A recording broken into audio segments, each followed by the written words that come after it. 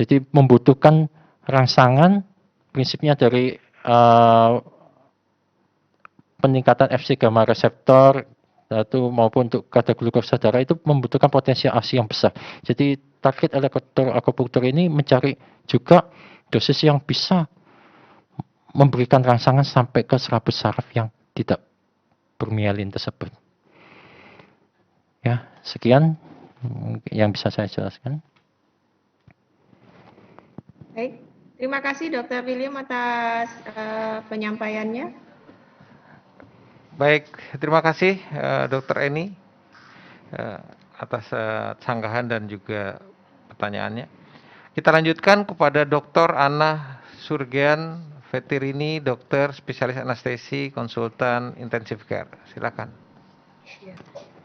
Terima kasih pimpinan sidang yang saya hormati, Prof. David, kemudian seluruh guru besar, guru-guru yang saya banggakan dan saya hormati. Yang pertama-tama saya sampaikan selamat kepada Dr. William, teman seperjuangan, cuman kebetulan saya lulus lebih dulu. Ya. Kemudian saya ingin memberikan komentar Dr. William bahwa riset yang dilakukan ini menurut saya cukup menarik dan baik. Selama saya bekerja sebagai intensivis, saya anestesiologi intensivis yang bekerja di ICU, tren sekarang itu pasien itu selalu memberikan pilihan kepada kami di intensive care. Bagaimana apabila saya berikan terapi yang notabene tidak istilahnya bukan nama tenarnya adalah waste medicine gitu. Jadi terutama pada pandemi COVID ini saya sudah mendapatkan lebih dari 5 pasien yang menghadap ke saya meminta izin untuk memberikan terapi komplementer atau traditional medicine atau East medicine gitu. Menurut Dr. William ya, yang pertama, kira-kira pandangan jangka panjang untuk kita di Indonesia ini, apakah perlu atau urgent segera diadakan kurikulum traditional medicine atau East medicine pada Fakultas Kedokteran di Indonesia? Supaya apabila itu dipelajari dengan baik dan benar, evidence, maka mungkin kedepannya akan bisa menjadi salah satu modalitas terapi yang masuk dalam PPK.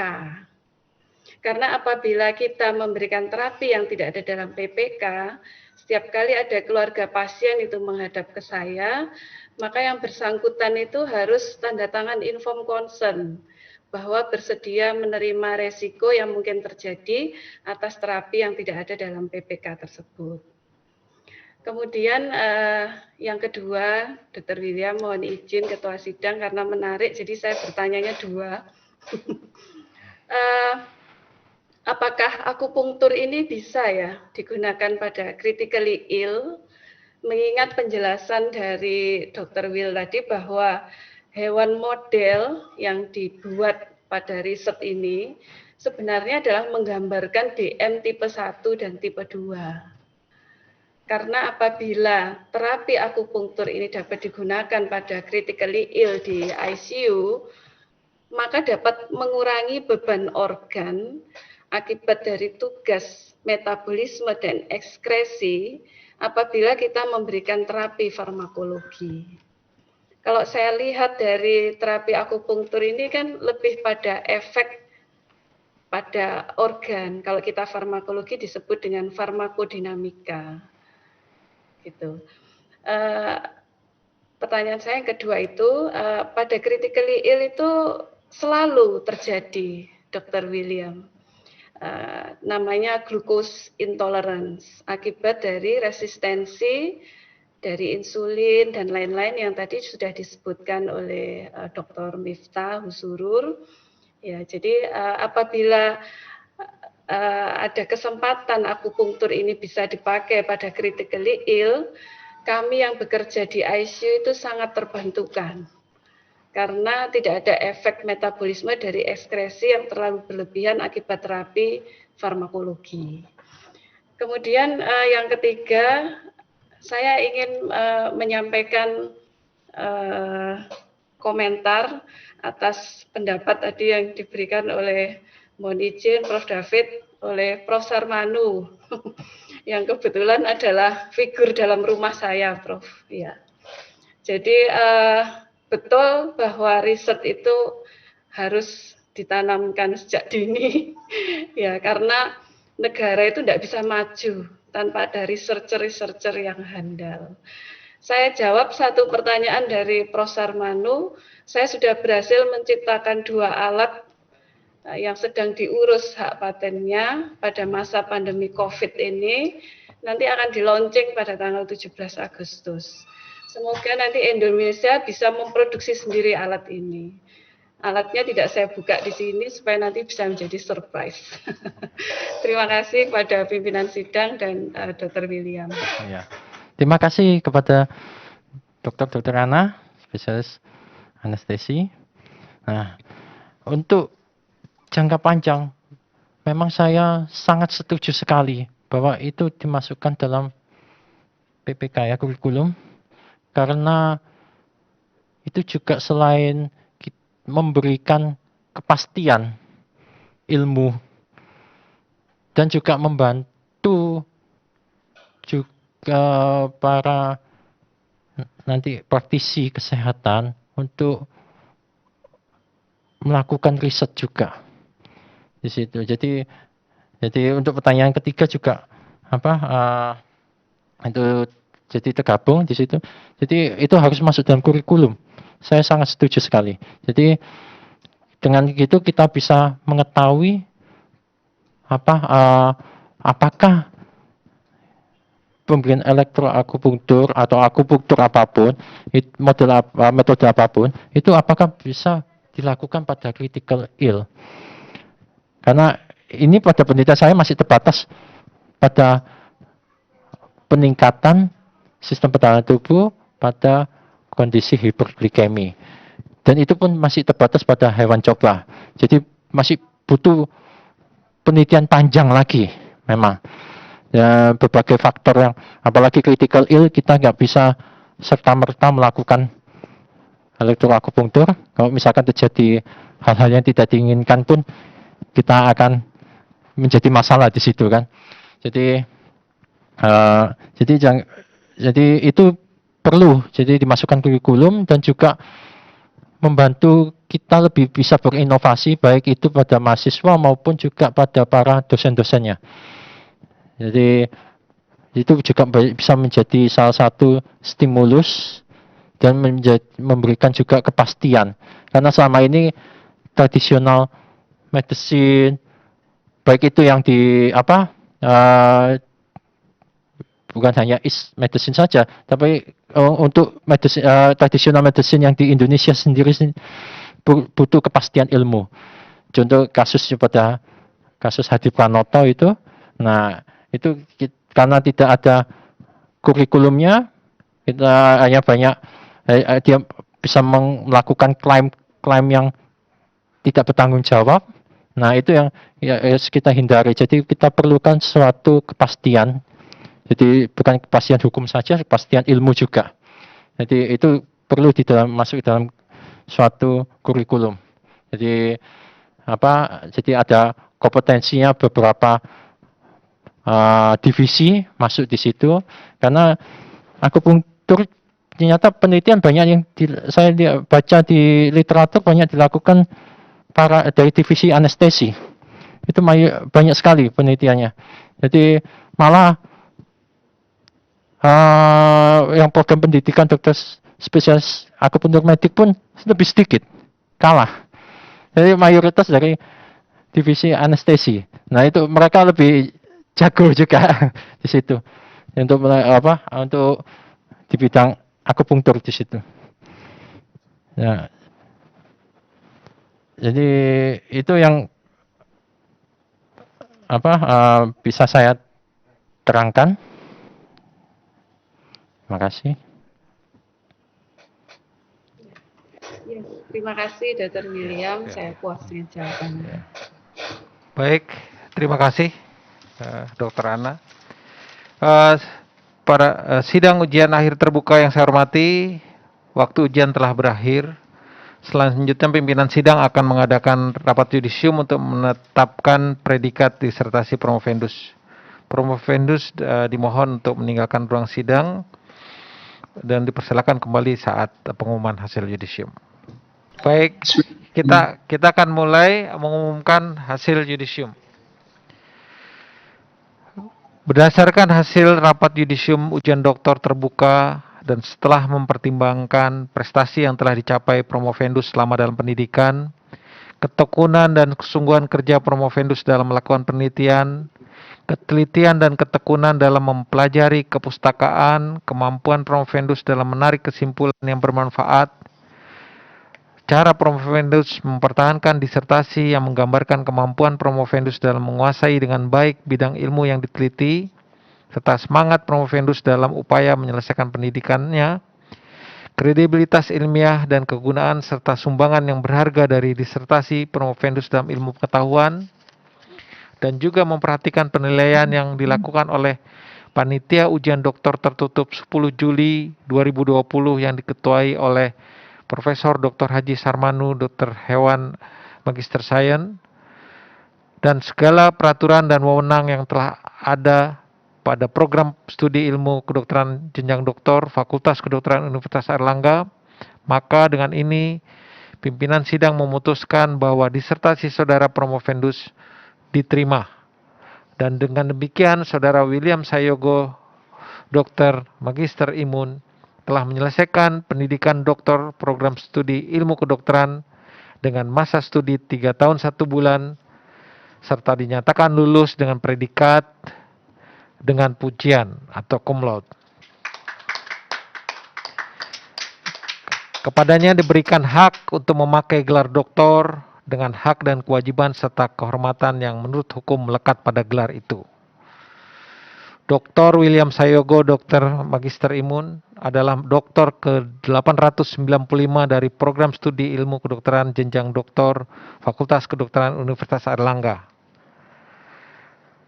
Dengan demikian, rapat sidang ujian terbuka selesai. Dipersilakan kepada promovendus untuk menyampaikan pesan dan kesan. Silakan.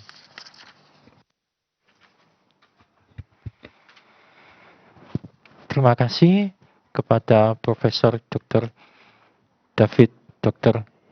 Spesialis Bedah Plastik sebagai Wakil Dekan 1 yang sekaligus sebagai Ketua Sidang.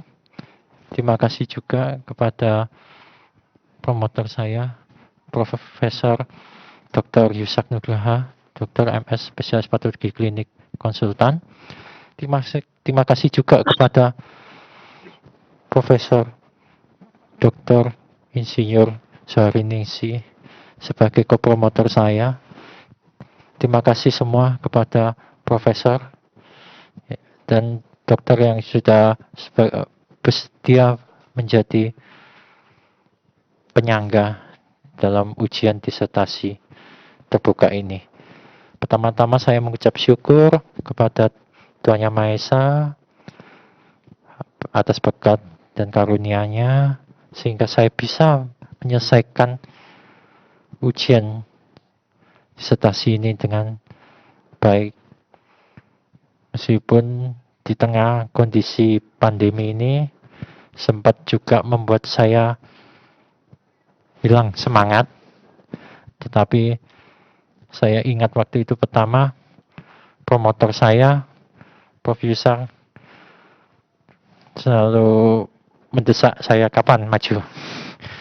Selalu kalau bukan beliau, mungkin juga saya istilahnya ya santai-santai saja. Istilahnya saya sudah hilang semangat istilahnya karena kondisi yang begini. Tapi beliau memberikan semangat pada saya dan juga kepada kopromotor saya selalu bisa membantu dalam sebagai kesulitan pertama dalam membuat alat. Ternyata beliau memberikan solusi yang baik. Jadi beliau juga memberikan tentang filosofi dari akupunktur tersebut.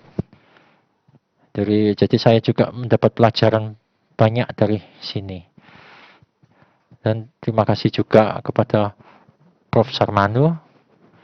Beliau juga yang membimbing saya dari statistiknya, metodologi penelitian dari awal saya proposal sampai saat ini. Jadi masukan-masukan beliau sangat banyak juga. Jadi ya berbagai masalah juga muncul, tapi beliau juga memberikan solusi yang terbaik. Terima kasih juga kepada Dr. Hudi, ia juga mendukung sebagai ini adalah bos saya di Fakultas Kedokteran Ciputra. Dan terima kasih juga kepada teman saya semua dan juga kepada penyangga yaitu Prof. Dr. Prihatini, Dr. Lestari, yang sempat sebelum ujian juga sempat berdiskusi dan memberi semangat, dan juga kepada Prof. Teresia, dia juga sangat mensupport saya.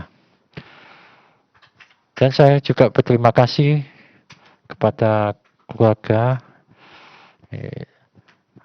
ayah ibu saya, mertua saya, istri saya, dan anak-anak saya yang mendukung saya semuanya. Akhir kata, mungkin saya tidak sempurna, tetapi saya akan terus belajar dan terus mengembangkan ilmu ini. Jadi saya dengan mendapatkan gelar ini, saya mempunyai beban juga untuk mengembangkan ilmu ini untuk kedepannya. Jadi saya tidak boleh berhenti berkarya. Jadi saya harus terus berkarya untuk bangsa dan negara ini. Terima kasih. Selamat siang dan sehat selalu. Baik, terima kasih Dr. William Sayogo, Dokter Magister Imun. Selanjutnya kami persilakan promotor menyampaikan kesan dan atau pesan. Silakan. Terima kasih Prof. David selaku Ketua Penguji, dan terima kasih pada seluruh tim penguji yang sudah meluangkan waktunya pada hari ini, dan selamat pada Dr. William yang sudah berhasil menyelesaikan disertasinya ini. Semoga ilmunya bermanfaat, hasil sekolah dan kerja kerasnya ini merupakan awal dari penelitian katanya. Awal dalam arti kata, nanti Dr. William akan melanjutkan dan mengembangkan ilmu-ilmu yang didapatnya untuk kegunaan bagi seluruh masyarakat. Mudah-mudahan barokah. Selamat sekali lagi. Terima kasih itu. Terima kasih Prof. Yusak selaku promotor atas pesannya. Untuk selanjutnya adalah pimpinan sidang secara simbolis menyerahkan ijazah pada kopromotor, kemudian serahkan pada promotor dan promovendus. Sebelum itu saya ucapkan terima kasih pada seluruh guru besar dan senior sekalian, dalam hal ini promotor Prof. Yusak, kopromotor Profesor Suariningsih, kemudian penyangga Profesor Zainuddin, Dr. Muhammad Miftah, Dr. Hudi, Dr. Prihartini, Dr. Lestari, Dr. Teresia, Prof. Sarmanu, dan juga Dr. Eni dan Dr. Ana atas kehadirannya pada acara hari ini. Saya ucapkan terima kasih banyak. Mungkin nanti kita setelah simbolis kita foto bersama. Kemudian Hairul Kalam, wabillahi taufiq wal hidayah. Wassalamualaikum warahmatullahi wabarakatuh.